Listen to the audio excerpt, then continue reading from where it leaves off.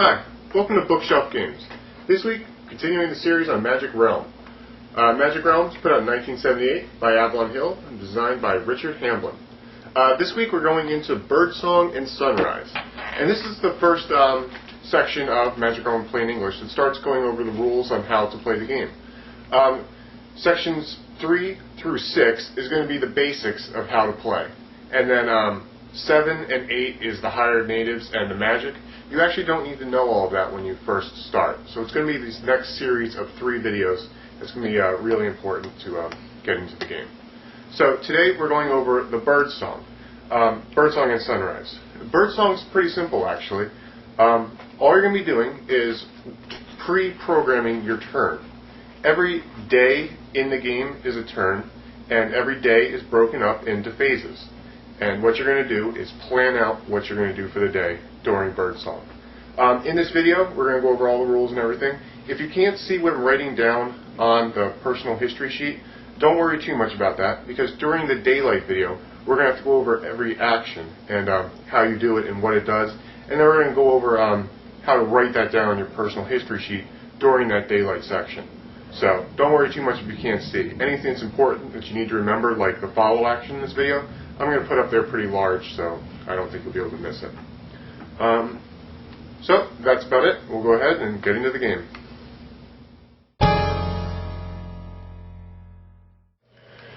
BirdSong. During BirdSong, each player is going to secretly record activities his character will undertake during his turn. He may move around the map,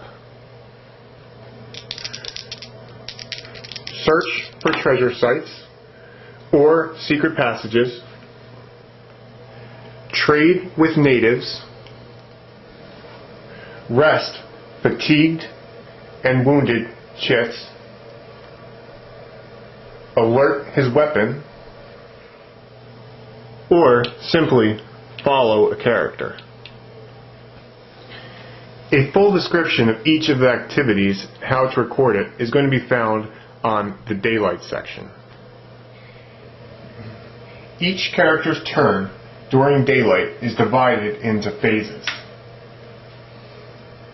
He can do one activity per phase.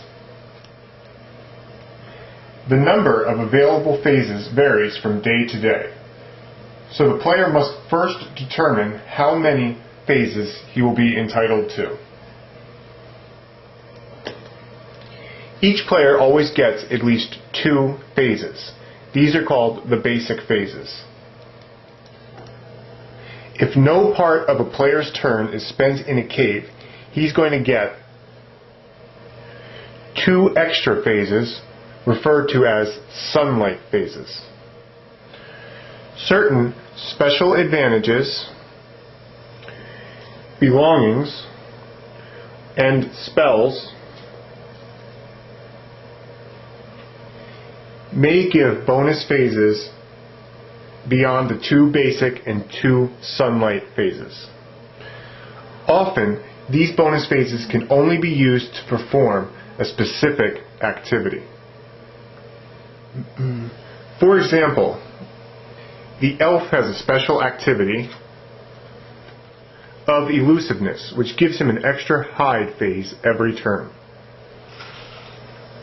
So this bonus phase may only be used for hide. These bonuses are cumulative, however.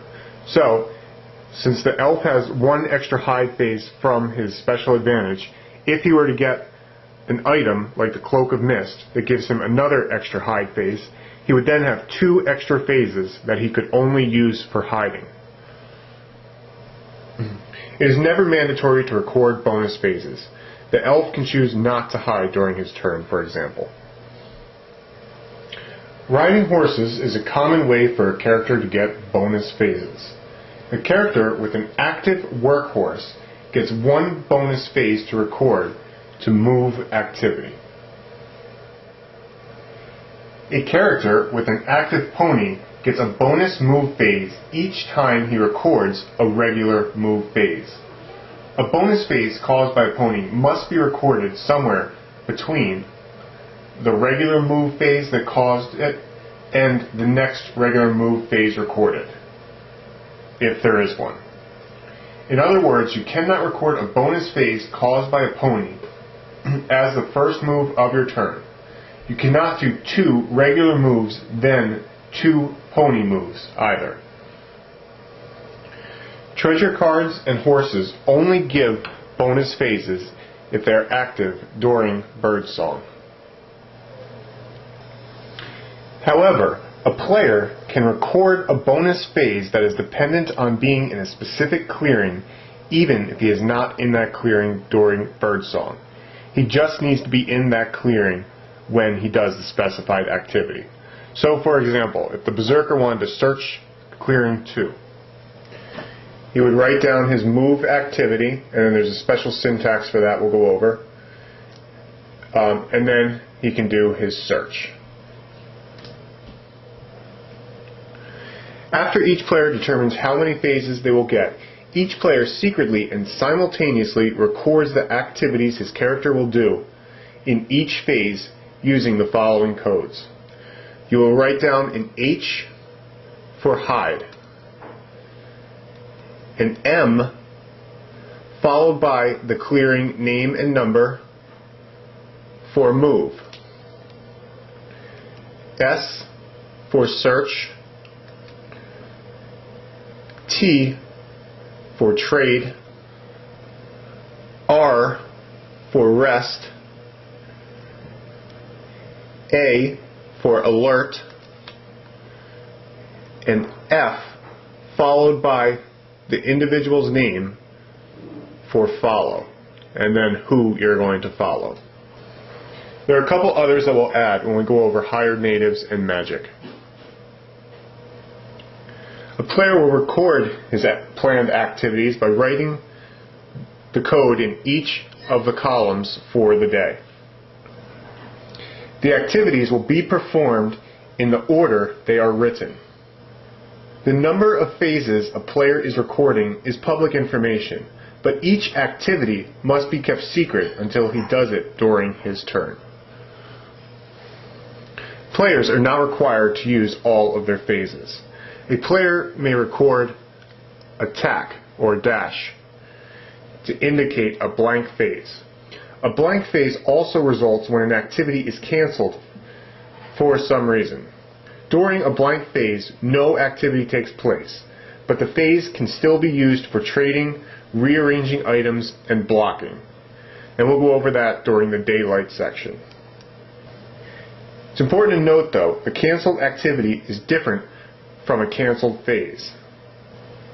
In a cancelled phase, there is no trading, blocking, since the entire phase does not take place. When recording activities, the player must note which activities are bonus phases and what special advantages, belongings, or spells cause them. For example, the elf, if he was doing his extra hide phase, can just put an asterisk next to that, showing that it was done by his special ability. Players are committed to doing the activities they record if they can. An activity cannot be voluntarily cancelled, even if it looks disadvantageous. For example, if you recorded this hide and move, alert, you would have to do all of these actions. You could not decide during your turn that you did not want to move now. It's too late. If a player has used a treasure card or a horse to record a bonus activity, he is committed to having it active when he does that activity. He cannot voluntarily abandon or transfer the belongings until he finishes the bonus phase that it caused. When he moves, he must carry the item if he can. He may inactivate the belonging, but he must activate it again when he does the bonus phase. Similarly, if the bonus phase was caused by a spell, he is committed to energize the spell if he can. If for some reason he cannot activate the belonging or spell, the activity is then cancelled. A player can record an impossible activity in hopes that it will be possible when the time comes to do it. For example, if the player wants to move across a hidden path that he has not discovered yet, he can record a search phase or two first in hopes of finding that hidden path. If during the player's turn he is unable to do the activity because it violates the rules of that activity, it is cancelled. So if the Berserker had searched for this path twice and then said he was going to move to this clearing, and then he ended up failing both of those searches, his movement to this clearing would be cancelled. When all players are done recording their activities, BirdSong ends.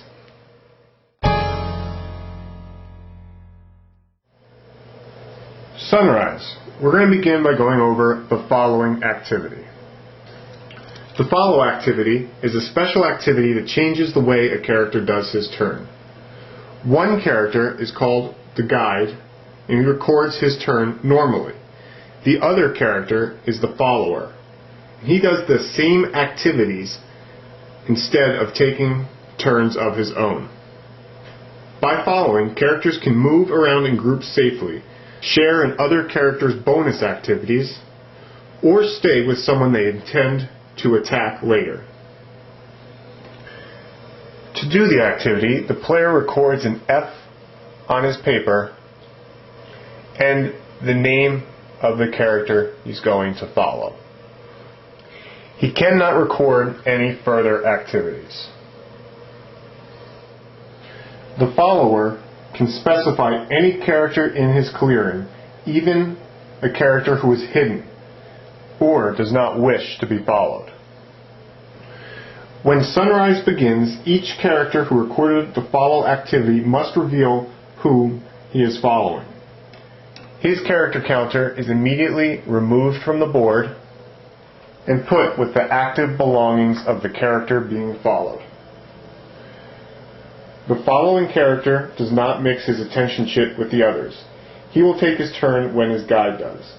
If the guide he picks is himself following a third character, both characters do what the third character does. Characters who follow each other do not get turns that day. During the daylight section, we're going to go over how a follower does his turns. Part 2 of Sunrise, the monster roll. Monsters, natives, and visitors are collectively termed denizens of the magic realm.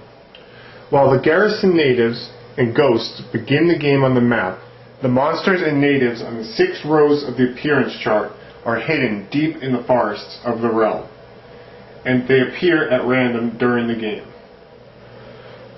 We will not be going over the visitors until the hired natives section of the videos. On each game day, some denizens are considered prowling, while the rest are dormant. During daylight, denizens who are prowling can appear on the map. If they are monsters, they can move around the tile. Denizens who are dormant, however, stay in the clearing they were in. Ghosts are always considered prowling, while garrison natives are always dormant. The status of other denizens is determined randomly. At sunrise of each day, one player rolls a die unmodified. He then puts the monster roll chit in the corresponding numbered box. The denizens pictured or listed in this row of the chart are prowling for that day, whether they are still on the chart or on the map. Denizens in the other rows are dormant. Note that prowling affects only whether the denizens appear and move. Dormant denizens can still get in a character's way during his turn, and they fight normally during combat. On the 7th day of each game week, as soon as the monster roll chit is put on the appearance chart, all monsters, natives, and native horses that began the game in the indicated row regenerate. whether they were on the map like the Boschcar were, or had been killed like our spider was. If the roll was a 3, soldiers are returned to the house. If it was a 5, the rogues return to the inn. On a 6, the guard return to the guardhouse, and the order regenerate to the chapel. Number 3, attention shifts. Characters who are taking turns and not following mix their attention shifts together face down, so they may be picked at random during the daylight section.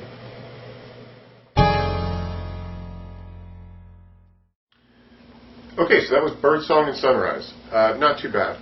Again, the important part to take out of this video is every day in the morning you're going to plan out your activities for the day. And each of those individual activities we'll go over during the next video.